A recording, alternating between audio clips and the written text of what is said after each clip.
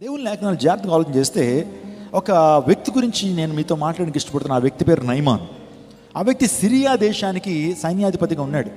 ఆ వ్యక్తి ఎంత కృతజ్ఞుడిగా ఉన్నాడంటే, వాస్తవానికి అన్య దేవతలను పూజించేటువంటి సిరియా దేశపు సైన్యాధిపతి ఎప్పుడైతే తన ఇంట్లో పనిచేస్తున్న చిన్నది ప్రభువును పరిచయం చేసింది.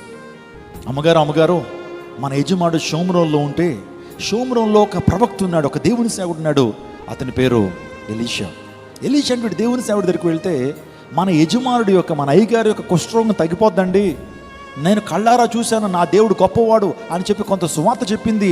ఇంట్లో పనిచేసేటువంటి పనిపిల్ల చిన్నది చెబితే విశ్వాసం, వినుట ద్వారా విశ్వాసం, ఆ విన్నటువంటి మాటను పట్టుకుని సిరియా దేశపు సైన్యాధిపతి అయినటువంటి నయమాను రథం వేసుకుని వెళ్ళిపోయాడు. ఎక్కడికి? ఎలీషా దగ్గరికి. వెళ్ళినప్పుడు అక్కడ దేవుని కార్యం బలంగా జరిగింది. దేవుని సేవకుడు చెప్పాడు, మా దేశంలో యోర్దాన్ నది ఉందయ్యా, యోర్దాన్ నదిలో 7 సార్లు మునుగు, నీ యొక్క కుష్ఠరోగం నుంచి విడుదల పొందుతా ఉన్నప్పుడు యోర్దాన్ నదికి వెళ్ళి 7 సార్లు మునిగాడు, సంపూర్ణ స్వస్థతను పొందుకున్నాడు. పసిపిల్ల దేహం వల్ల తన దేహం మార్చబడింది. అప్పుడు వెంటనే ఒక మాట అన్నాడండి నయమాను. ఏమని తెలుసా? ఆ వ్యక్తి చెప్పిన మాట ఏంటి తెలుసా?